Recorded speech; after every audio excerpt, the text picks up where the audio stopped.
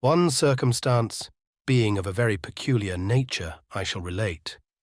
During the morning of the 7th, while the excesses of which I have given but a faint idea were at their height, Huddleston came running to me and requested that I would accompany him to a house whence he had just fled.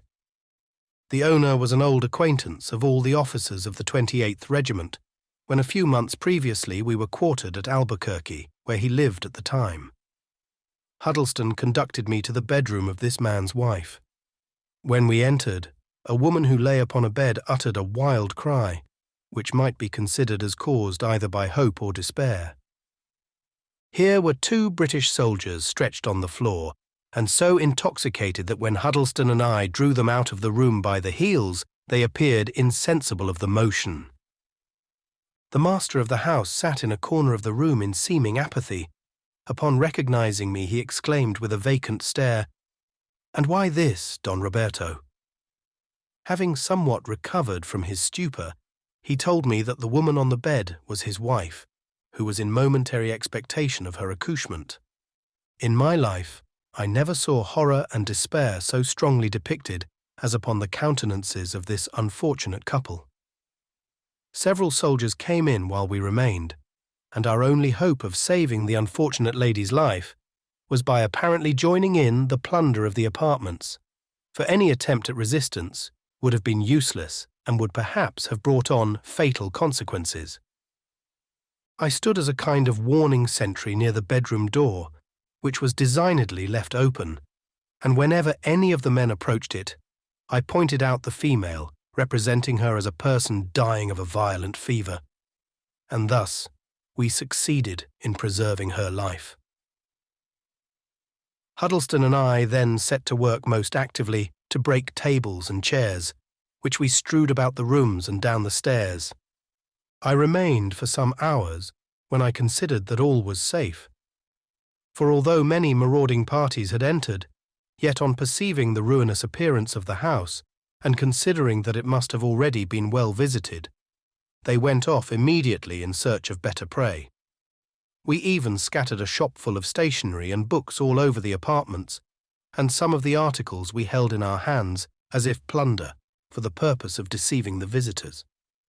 I recollect taking up some coloured prints of Paul and Virginia. These I afterwards presented as a trophy of war to an old friend, Mrs. Blakeney, of Abert, Galway, as the sole tangible remembrance of the storming of Badajoz. I frequently called at the house during the 2 following days, and was happy to find that no further injuries were suffered. Huddleston's servant and mine slept in the house. We ourselves retired to the camp as darkness approached, for to remain in Badajoz during the night would have been attended with certain danger, neither of our regiments being in the place. The sack continued for 3 days without intermission. Each day I witnessed its horrid and abominable effects, but I shrink from further description. On the morning of the 4th day, April 10th, the 9th Regiment were marched regularly into town. A gallows was erected in the principal square, and others in different parts of the town. A general order was proclaimed that the first man detected in plundering should be executed, but no execution took place. The soldiers well knew how far they might proceed, and no farther did they go. The butcheries and horrible scenes of plunder and debauchery ceased in Badajoz, and it became an orderly British garrison. During the sack, the Portuguese troops plundered but little, for as they had not been employed in the storming, the British soldiers would have killed them had they interfered with the spoil. But during the 3 days' transfer of property, they lay hid close outside the town, where they awaited the British soldiers, who always came with a sheet or counterpane filled with every species of plunder, carried on their heads and shoulders like so many atlases. And as these always left the town drunk and lay down to sleep between it and the camp, the artful Portuguese crept up and carried away everything, and thus they finally possessed all the plunder. I witnessed this mean jackal theft 100 times, and, without feeling the slightest affection for those second-hand dastard robbers, I enjoyed seeing the British soldiers deprived of their booty, acquired under circumstances too disgusting to be dwelt on. The storming of Badajoz caused a severe loss to the British Army.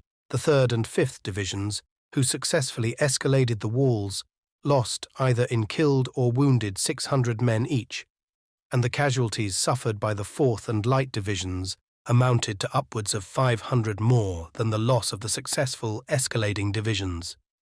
The great loss caused in the ranks of those who attacked the breaches was due to their having been erroneously led on to an unfinished ravelin constructed in front of the centre breach, that of Trinidad. This work had been a good deal raised during the siege, and being mistaken for a breach, which in its unfinished state it much resembled, the 4th Division gallantly mounted and soon reached the top. Here they were severely galled by a destructive fire from the whole front. A deep precipice and wet ditch intervened between the ravelin and the breaches. Astonished and dismayed, the men began to return the enemy's fire. At this critical moment, the Light Division, who had been led as much too far to their right as the 4th Division had been to their left, came up, and unfortunately they also mounted the fatal deceptive ravelin. All was now confusion, and dreadful carnage was passively suffered by those devoted troops. The officers, having at length discovered the mistake, hurried down the ravelin and gallantly showed the example of mounting the Trinidad and Santa Maria breaches, followed by the bravest of the men. But the formation as an organised body being broken, only the excessively brave followed the officers. On arriving at the top of the breaches, which were stoutly defended, so weak a force were consequently hurled down to destruction. The utmost disorder followed. Thus the attacks on the 3 breaches, where alone Badajoz was considered vulnerable, all failed of success, while those defences, which both by the besiegers and besieged were deemed almost impregnable, were gallantly forced.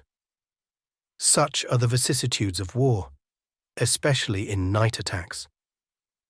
At dawn on the 7th, there was no dead body near the last, made, and most vulnerable breach, a proof that by error it was never attacked. Immediately after the fall of Badajoz, the chief part of the army moved towards the north of Portugal, where Marmont had collected his corps. However, all his exploits consisted in a distant blockade of Ciudad Rodrigo and some romantic attempts against the fortress of Almeida.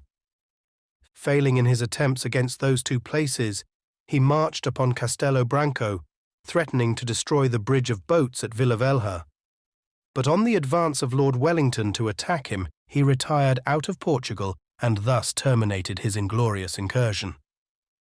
Fortunately for the operations carried on against Badajoz, Marmont's jealousy of Soult was such that he ignored all his remonstrances and did not unite with him. He continued obstinate, and Badajoz fell. Marshal Soult arrived with his army at Llerena on April 3rd, and on the 4th Lord Wellington made arrangements to receive him. His plan was to leave 10,000 men in the trenches and fight the Marshal with the remainder of his army. But Soult, either feeling diffident of his strength or still in the hope that Marmont would bend his course southerly, arrived at Villafranca, but 30 miles from Llerena and the same distance from Badajoz, only on the 7th, thus taking 4 days to march 30 miles in haste to relieve a beleaguered fortress. On his arrival at Villafranca on the 7th, he was informed that Badajoz had fallen that morning, or rather the night before, and that Philippon had surrendered at discretion. He then, like Marmont, retired and moved into Andalusia. All the troops, except those left to repair and garrison Badajoz, having moved off, I proceeded immediately to Lisbon. Here I remained as short a time as possible, not from over-anxiety to see England, but because, although I had the horrors of the sacking of Badajoz in painful recollection, I felt greater horror at the idea that I might be taken for a Belemite. During the splendid campaigns which took place in the Peninsula from 1808 to 1813, many British officers were collected at Belém and with peculiar tact so contrived as always to remain in the rear of the army.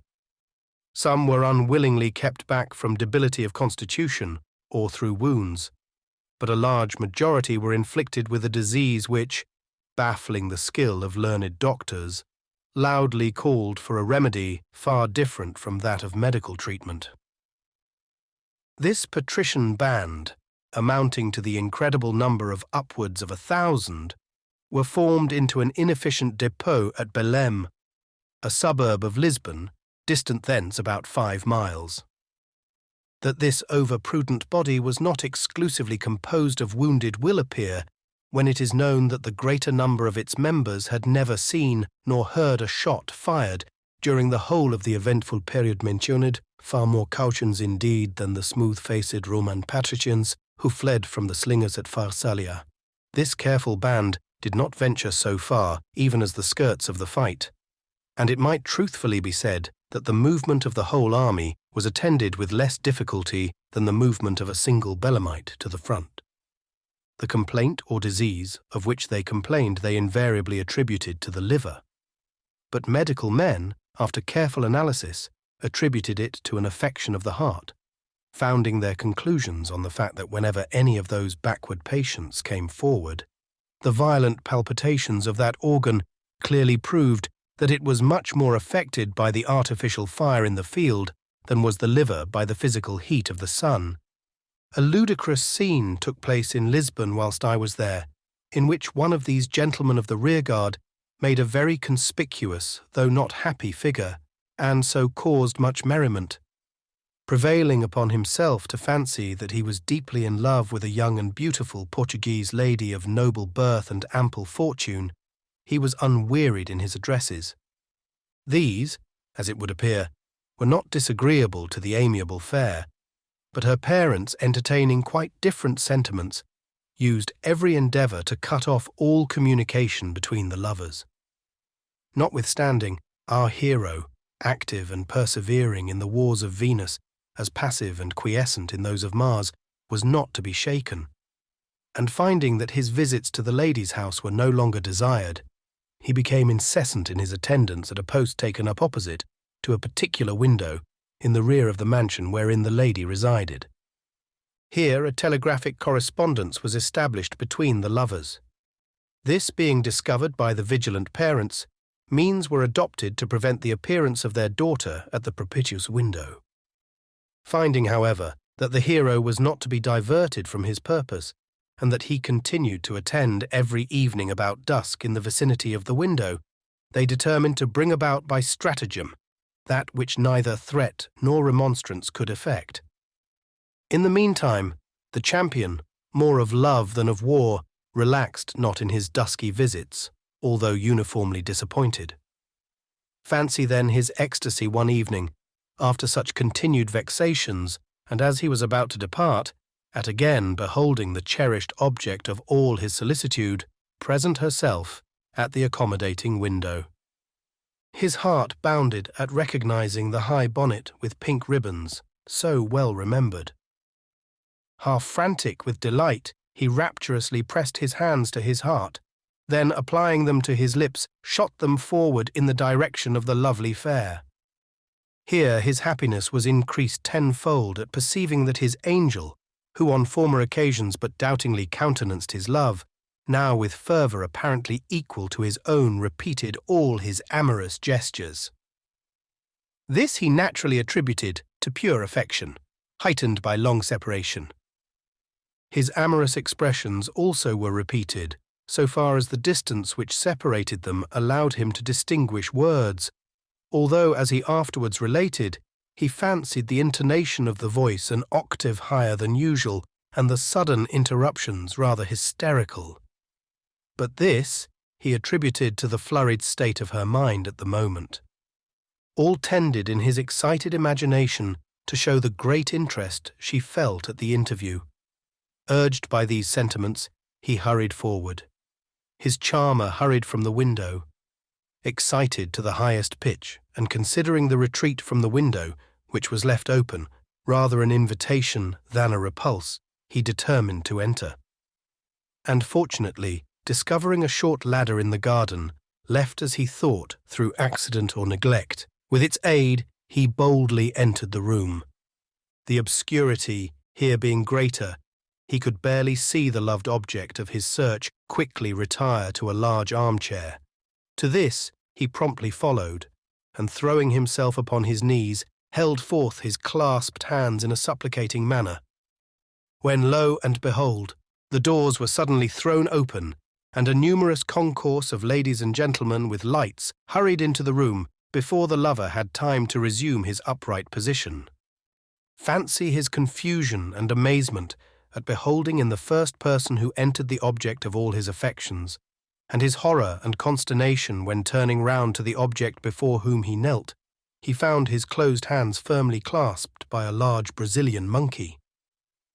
This ape was the particular favourite of the young lady, and on this occasion was dressed by order of her parents in the precise apparel which they had seen their daughter always wear during the balcony interviews. Thunderstruck and abashed as he regarded all the objects round, and as the shrill voice and chirping hysterical sounds flashed on his memory, now dreadfully explained, he fully represented wild despair and abject humility. Yet he still clung to the hope that the young lady would try to extricate him from his degrading dilemma when she thus addressed him. "Ah, faithless wretch, not content with endeavouring to betray me alone, but also to attempt seducing the affections of my favourite, my darling monkey. Begone, wretch, nor let me ever more behold thy odious presence." And darting at him a glance of the utmost disdain, she flounced out of the room. Now, becoming furious at his ludicrous situation, and scarcely knowing how to vent his rage, he drew forth his sword from under his cloak, and in a menacing attitude prepared to attack the innocent object at whose feet he had so lately knelt, and to whom he had so ardently poured forth the fervency of his passion. The imitative animal, instantly snatching up a large fan which lay on the armchair, and little knowing his danger, immediately assumed a similar menacing attitude, when a loud cry burst forth from all, "Shame, shame, to enter the lists against a poor defenceless monkey!" This was too much to be borne, and the beau, the dupe of stratagem, followed the example of the young lady by leaving the room, with this difference. The young lady proudly and slowly went upstairs, but our hero, with an entirely opposite feeling, rushed hurriedly down. There was thought of remonstrances to the British authorities, but it being ascertained that this tender man of war was not quartered in Lisbon, but a Belemite, who in amorous mood strayed away from his tribe, no military investigation took place. However, the affair becoming the topic of general merriment, the gallant gay Lothario could not endure the derision to which he was exposed. But what annoyed him most was the report that he had fought a duel with a monkey. He therefore determined to join the army, and resigning the voluptuous court of Venus, ranged himself at last under the rigid standard of Mars. Thus what the hero of the Peninsula failed to accomplish was brought about by a Brazilian baboon, the forcing of a Belemite from out his safe-hold to the field of war.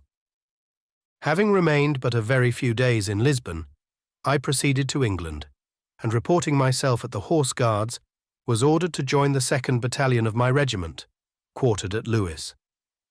Thence I was immediately sent on recruiting service, but having shortly after procured my recall, I applied to His Royal Highness the Duke of York for leave to join the 1st Battalion of the regiment then in the Peninsula, although I belonged to the 2nd Battalion at home. His Royal Highness was pleased to grant my request. This was facilitated by there being at the time 3 captains of the 1st Battalion in England. I now proceeded to Portsmouth to procure a passage to Lisbon. Here I found there was but one transport ready to sail for the Peninsula. This being a horse transport, was filled with those animals and dragoon officers, to whom alone the cabin was dedicated. However, Colonel Sir James Douglas, Colonel Belnevis, Majors Leggett and Arnott, infantry officers, having arrived before me at Portsmouth, had contrived to get berths, but there was none left for me. Even the floor was portioned off. My application for a passage was therefore negatived, but after repeated entreaties to Captain Patten, agent of transports, he permitted me to sail in the vessel, with the proviso, however, that I should pledge my word of honour not to take that precedence in choice of berths to which my rank entitled me.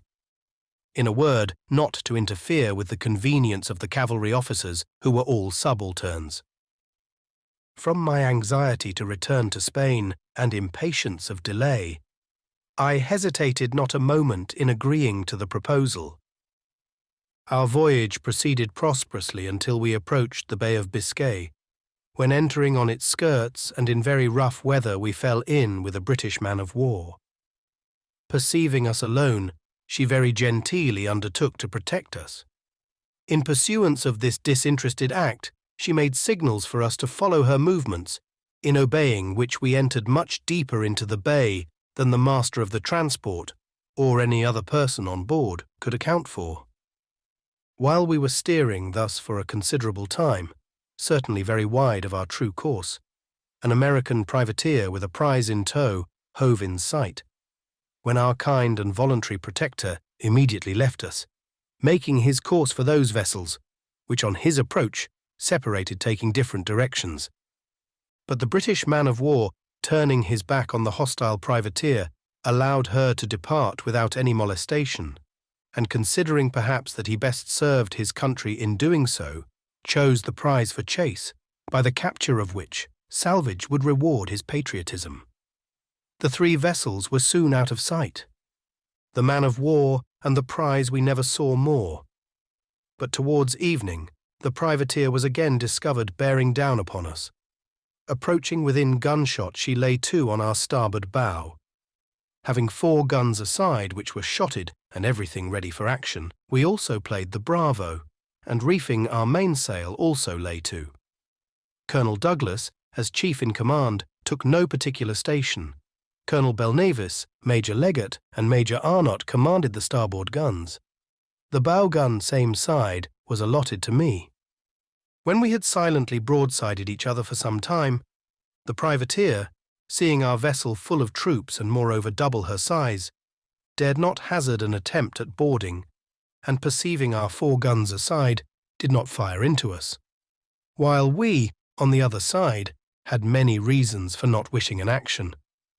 Perceiving, however, the hesitation of the enemy, we put the best face on the affair, and resolved stoutly to bear down direct upon her. On our approaching, the privateer crowded all sail, and to our infinite satisfaction bore away, repeating the same signals made by our faithful Commodore in the morning, i.e., to follow her movements, and this too with the English flag flying. To say the truth, we were in miserable fighting trim, for although we had 4 guns aside, we dreaded their explosion more than the shot from our enemy. The locks of these guns were but very imperfectly fastened on, and through some extraordinary oversight, no medical officer had been embarked. The wind having much increased, and we being in the centre of the bay, the vessel rolled awfully. Water casks, portmanteaus, hen coops breaking from their lashings, fearfully traversed the decks, and obeying only the rolling of the vessel threatened broken limbs to all who came in their way. These obstacles, and many others of a minor kind, gave particular annoyance to the cavalry officers, who being dressed for professional fight, and mostly being but a short time in the service, wore their spurs unconscionably long and consequently detrimental. For many things which otherwise would have crossed the deck, fastened on the spurs, and their owners in the confusion of the moment could not account for the closeness with which they were charged, forgetting that their own weapons dragged the encumbrances after them. All things considered, we were well pleased at not being obliged to fight. Our nerves could not have been doubted. The infantry, 4 field officers and 1 captain, were veterans often proved in action, and the gallantry of the dragoons could not for a moment be called in question, for they showed themselves gamecocks even to the heels. The name of one of these officers I mention from his peculiar and melancholy fate, Lieutenant Trotter, 4th Dragoon Guards. At the Battle of Waterloo, he gallantly took a French dragoon officer prisoner in single combat. While conducting him to the rear, of course on his parole and therefore permitted to ride, Trotter never thought of being on his guard. But the assassin, watching an opportunity when Trotter turned round, drew out a pistol which he had concealed in his breast and shot poor Trotter through the head. He instantly fell dead, but the murderer escaped. When we had succeeded in lashing the water casks, portmanteaus and coops, and recouping the fugitive poultry, and having fortunately got rid of both our foe and our protector, we, to make use of a military phrase, brought up our left shoulders to resume our proper course, from which we had been diverted, nay, ordered to deviate by the insidious interference of a man of war. The master of the transport calculated that by obeying his signals, our voyage was considerably prolonged. Thus was the public service retarded and British troops placed in a perilous situation by a person whose bounden duty it was to protect them, yet who first led us into danger and then left us to our fate in a comparatively defenceless transport, while he himself turned his back on friend and foe and went in search of a prize. Few such instances have occurred or are likely to occur, since such conduct is surely as repugnant to the feelings of our brave sailors as to our own. During the rest of our voyage, we met with no further adventure. After our encounter, I told Colonel Douglas that having been now called upon duty, I was entitled to a choice of berths according to my rank, in which Douglas fully agreed. But as I had pledged my word to Captain Patten that I should not interfere with the dragoon officers, I continued my usual dormitory, which was on the hay put on board for the horses. On our arrival at Lisbon, Colonel Douglas ascertained the name of our convoy and that of the captain. He declared at the time that he would report the whole transaction to the commander-in-chief. Whether he did so or not I cannot say, as I never after had the pleasure of meeting him but once, and that on the Pyrenees and under circumstances which precluded much conversation. He was bleeding profusely from a gunshot wound which he had just received in the neck. I recollect being told on our arrival at Lisbon by a gallant old naval officer who was highly indignant at the affair that we were taken in convoy because our voluntary protector did not belong to the station, and therefore took the opportunity of offering his services as a pretext for trespassing on Sir Richard Keats's cruising ground.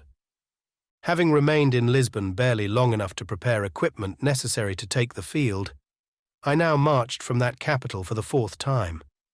But although superior in rank, I did not feel more happy. On former occasions I proudly fell into the ranks of as fine and gallant a corps as ever moved forth to battle. I laughed and joked with old comrades whom I sincerely esteemed. Our march was enlivened with martial music, and we enjoyed each other's society when the daily march was over. That was a walk of pleasure, but now the contrast was woeful. Silent and alone, I left Lisbon. I had a dreary march of some 100 miles before me. Heavily, therefore, I plodded along and always in dread of being taken for a Bellamy. At last, however, I fortunately fell in with an artillery officer, a lieutenant who was proceeding to the army with a relay of mules for the guns. My new acquaintance being also proficient in more languages than one, we could, as occasion required, and without dread of detection, pass as natives of different countries, and through the general information acquired by the curious traveller who has wandered far, we were enabled to act in many capacities. In some measure, therefore, to brighten the gloom and break the monotony of our long and dreary march, we exerted our ingenuity in frequent varieties of calling. In our playful frolics we acted many parts, but to recount all the occurrences which took place during this extraordinarily long march would be impossible. Yet, lest it should be imagined that I wish to insinuate, that fortune smiled upon all our juvenile and thoughtless freaks, and to show that, as all who adventure much, we also shared her frowns, I shall relate one anecdote. Approaching the Ebro, we were billeted in the house of a hidalgo, a short way from the town of Reynosa. In the mansion of our noble host dwelt 2 beautiful young ladies, nieces of a high church dignitary, then absent at Madrid. With one of these fair ladies, the lieutenant of artillery became desperately enamoured, and his love seemed to be returned. A mutual attachment was confessed. A union was mutually agreed upon, and the fair Iberian, heroically determined to knit her fate with that of her lover and confiding in his honour, resolved on an elopement. That my friend's intentions were perfectly honourable, I had no doubt. But to induce a Spanish bishop to give the hand of his niece to a heretic was not to be thought of. Under these circumstances I, of course, lent my aid, seeing that my companion was determined at all hazard to carry her off. The elopement was fixed for the morning dawn. The heroine, the better to elude discovery, determined to travel for a stage or two in male attire. To this I contributed a new hat. In this hat were closely crammed a pair of doeskin inexpressibles belonging to the great gun officer, which were privately consigned to the fair lady, and by her kept in her room until required. One of our servants was to accompany the lady and gentleman, who were to start at daybreak, each riding in a man's saddle, and as men do, to which the lady made no objection. In truth, Spanish ladies see nothing either morally or physically wrong in this mode of travelling. The principal object to be attained was to lull the suspicions of the family, particularly that of the young lady's aunt and of her elder sister, whose vigilance was roused by certain telegraphic glances which passed between the incautious lovers. To forward this, we invited the whole family that night and generously supplied them with mulled wine, highly spiced and sweetened and qualified with a liberal portion of brandy.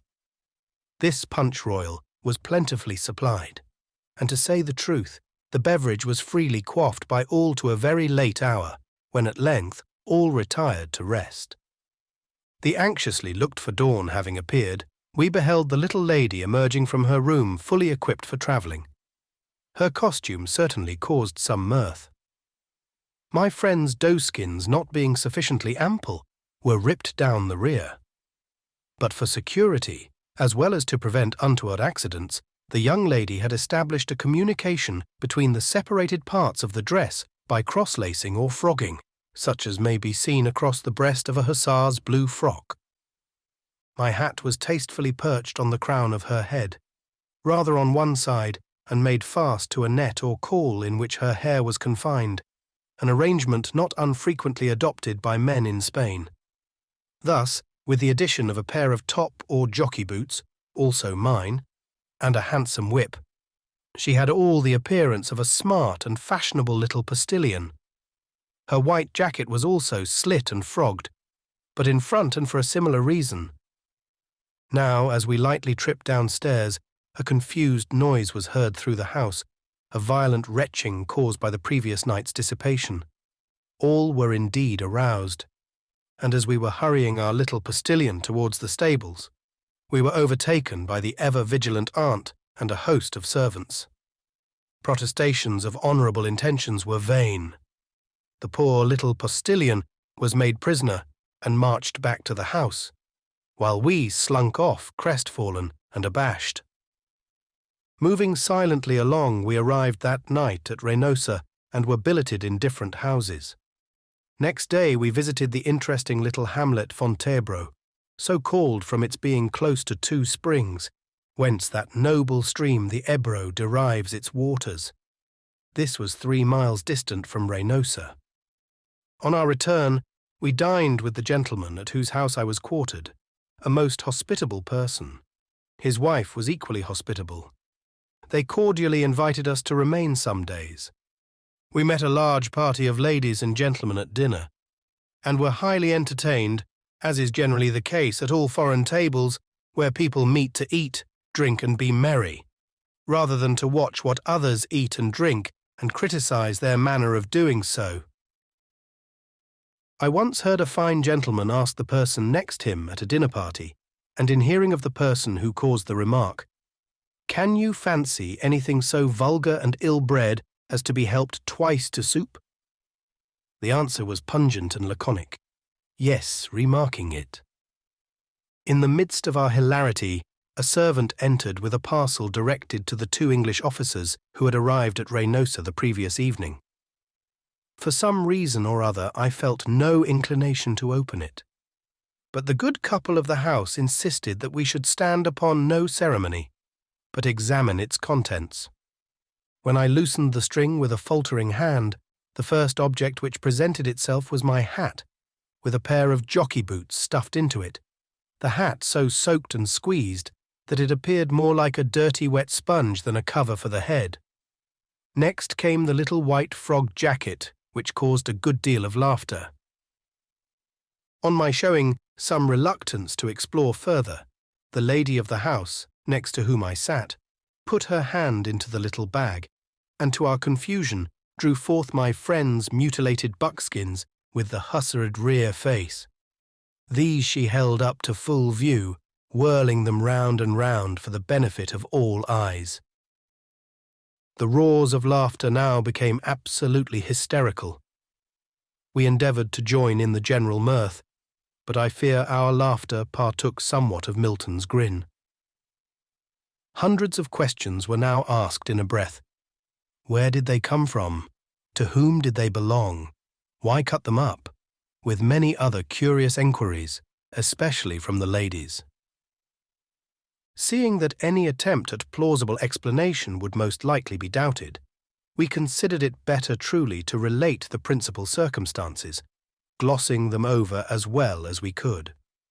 Our account but increased the mirth, especially among the fair, who wondered at our having been at all abashed at what should only cause a hearty laugh. One asked which of us helped to lace up the young lady, as she could not see to do it herself, and other like questions they asked which I cannot now call to mind. They all pathetically lamented the disappointment of the poor young would-be fugitive who was all ready. The affair certainly created much merriment, but we could not conceal even from ourselves that the merriment was entirely at our expense.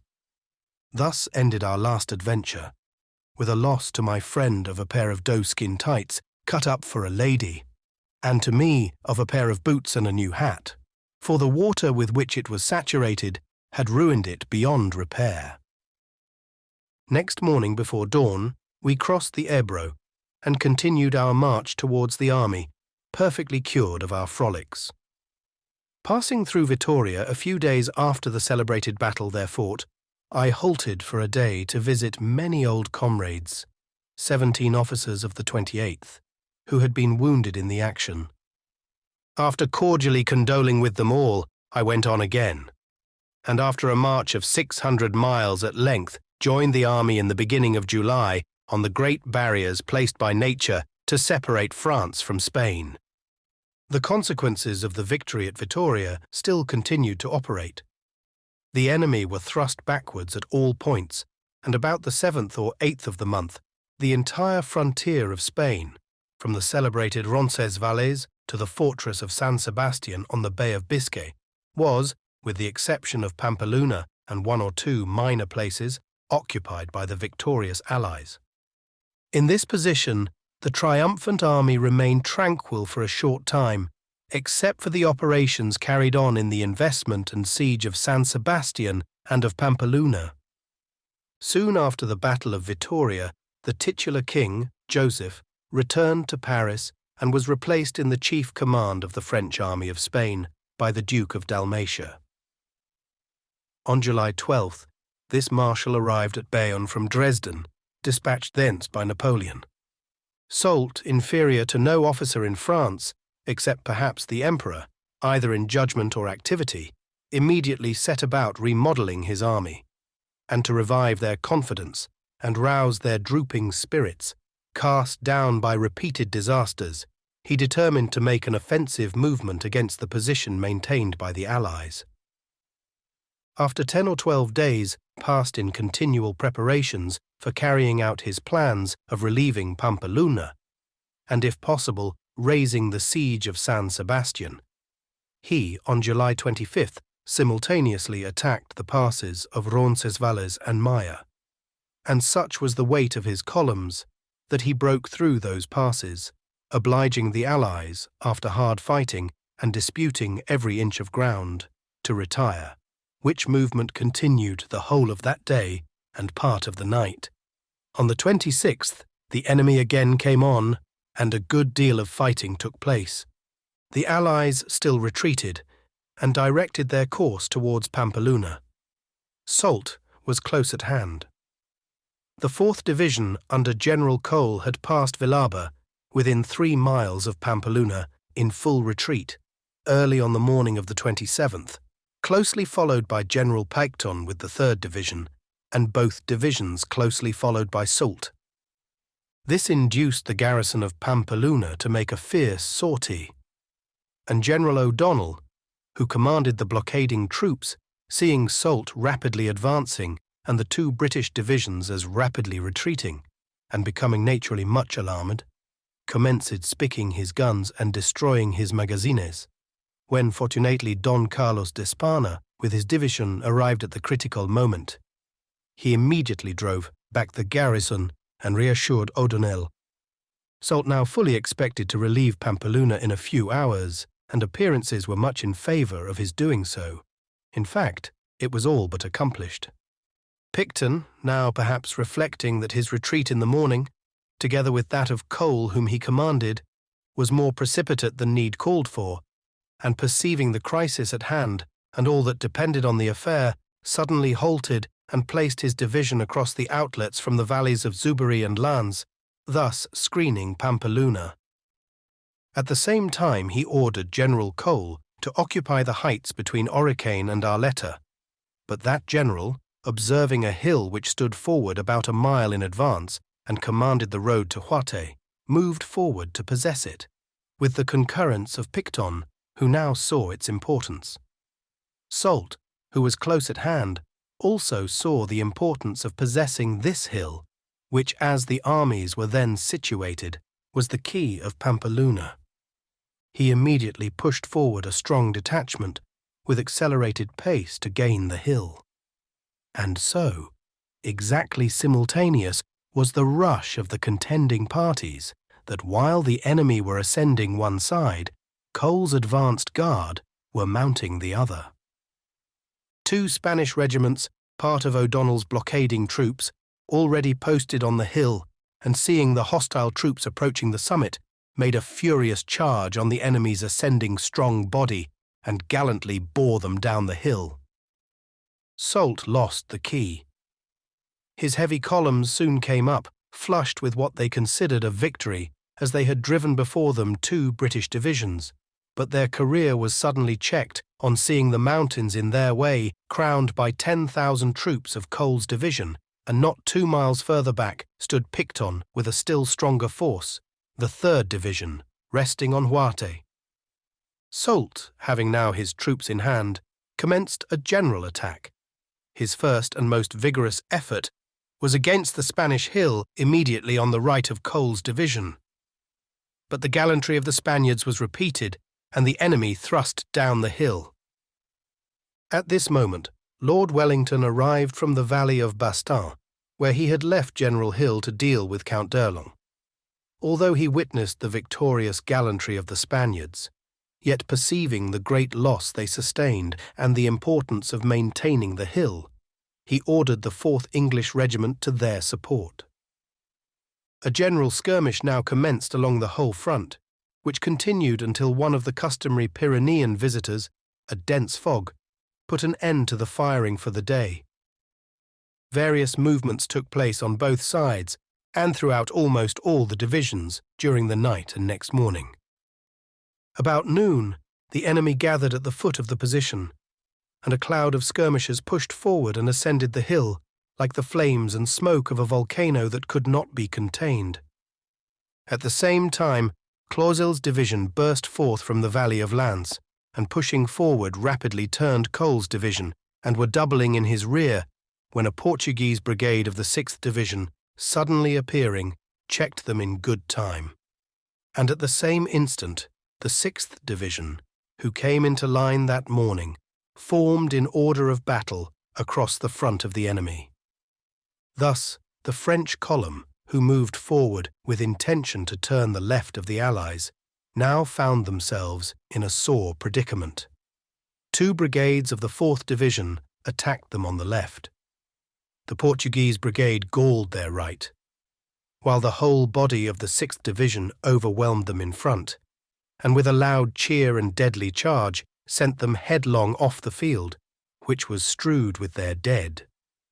This part of the fight was thus terminated, but higher up the hills the battle continued with increased fury. Every hill was charged, taken and retaken repeatedly, nor were the French less forward than the British in repeating their charges. The 6th Division, in which I served with the 36th Regiment, after having quitted those in the valley, now climbed the rugged steep and lined with the troops above, just becoming victorious, and a few more charges decided the fate of the day. The enemy withdrew at all points. They stated their loss to be no more than 2 general officers and 1,800 killed and wounded, but it was generally rated much higher. The Allies had upwards of 2,000 men killed and wounded. The 29th was respected as a military Sabbath by both armies, neither firing a shot throughout the day. But this calm was the immediate precursor of a violent storm. On the morning of the 30th, a furious attack was commenced against General Hill's corps, which led to a battle at Buenza. D'Erlon had 20,000 men, the Allies scarcely half that number. Hill maintained his ground for a long time, but his left being turned, he retired, losing 500 men. Being joined by Campbell and Murillo, he offered battle, but Soult, who had come up, declined the fight. On the same morning at daylight, another combat commenced at Sauroren, and this combat lasted much longer and was far more severe than Hill's. Here the 6th Division suffered severe loss in charging the enemy, who retired reluctantly, but too far to return. They were now driven from the whole of their position and beaten at all points. In these battles of the 30th, the Allies suffered a loss between killed and wounded, including some taken prisoners, of nearly 2,000 men. The loss on the enemy's part was far greater. Their killed and wounded alone surpassed that of the Allies, besides 3,000 made prisoners. Soult now turned his face towards France. At 10 o'clock on the morning of the 31st, General Hill came up with his rearguard between Lizasso and the Puerto. Turning round, they halted and made good battle, but their position was forced. Fortunately for them, a thick fog prevented an effective pursuit. The Allies lost about 400 men and the enemy about the same number. On August 1st and 2nd, the enemy were in full retreat for France, and although wherever encountered they suffered defeat, yet they were never in flight.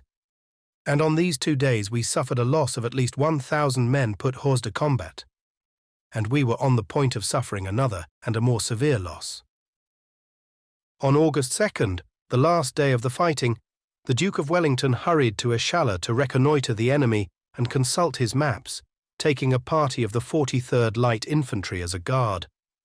But the enemy unobserved, discovering the party, sent a detachment to cut them off. A Sergeant Blood of the 43rd with some of the men, being in front, perceived the enemy coming on at speed, and seeing the danger in which the Duke was placed, dashed down from rock to rock, roaring out the alarm. The Duke instantly mounted and galloped off. The French came up, but only in time to fire a volley after him.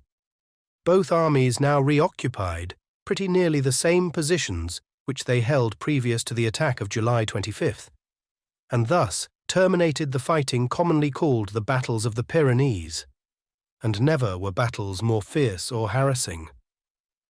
The principal encounters were at the point of the bayonet. We and they charged alternately up and down the sides of rugged and rocky mountains, exposed to the excessive summer heat of July, and at the same time to the cold of winter. Dripping with perspiration from hard fighting and scorching sun in the valleys, we had immediately to clamber up to the tops of high mountains and face the extreme cold naturally to be found there, and dense fogs, which soaked through us and are more penetrating and oppressive than heavy rain. and this change we suffered more than once in the day, our constitutions thus undergoing a similar ordeal to that which I have heard is resorted to in perfecting chronometers, which, to prove their qualities of compensation, are moved in rapid succession from an oven to an ice-house and vice versa. During these combats, we, with the Spaniards and Portuguese, lost between killed, wounded, and taken 7,300 officers and men. The enemy, on their part, lost upwards of 13,000 and about 4,000 prisoners. This short but bloody campaign lasted but 9 days, one of which, the 29th, was dedicated to rest and peace. On the other, 8 days, 10 distinct battles were fought and hotly contested. I cannot enter into, or attempt, a full description of those combats, fought along positions always intersected by lofty mountains, which generally confined the view of regimental officers to their respective corps.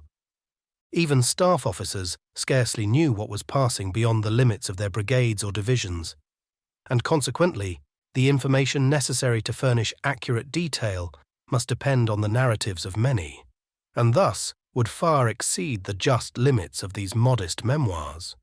Throughout those combats, the Spanish fought with the greatest bravery, as did the Portuguese. It was remarked at the time that had Picton with the 2 divisions under his command continued to retreat for 2 hours longer on the morning of the 27th, Soult would inevitably have gained the double object which he had in view, the relief of Pampeluna and the animation of his drooping troops. For although he might have been compelled to retreat immediately afterwards, he could have boasted of beating back the Allies and succouring the beleaguered fortress, and averred that his subsequent retreat was preconcerted to guard the French frontier. And this renewal of the spirit and confidence of his troops might have been attended with double disadvantage, for it may be remarked of opponents throughout animated nature that as one becomes elated by success, the other in equal ratio becomes depressed, and though physical strength remain intact, moral influence is shaken. Some changes in posting the divisions now took place. General Hill's corps formed on the heights above Roncesvalles, and the 6th Division lay down in front of the Maya Pass. The contending armies now again remained tranquil, although our lines were not far asunder, but in no part so close as at the Maya Pass, where the advanced sentries of both lines in many places, particularly at night, were not 10 yards asunder. In this novel mode of campaigning, we continued for upwards of 3 months. At the commencement, some fieldworks were thrown up by us and soon abandoned. But during the whole time of our stay there, the enemy were incessant in fortifying their lines from the base of the mountains to their very summit, upon which their strong forts and redoubts were constructed.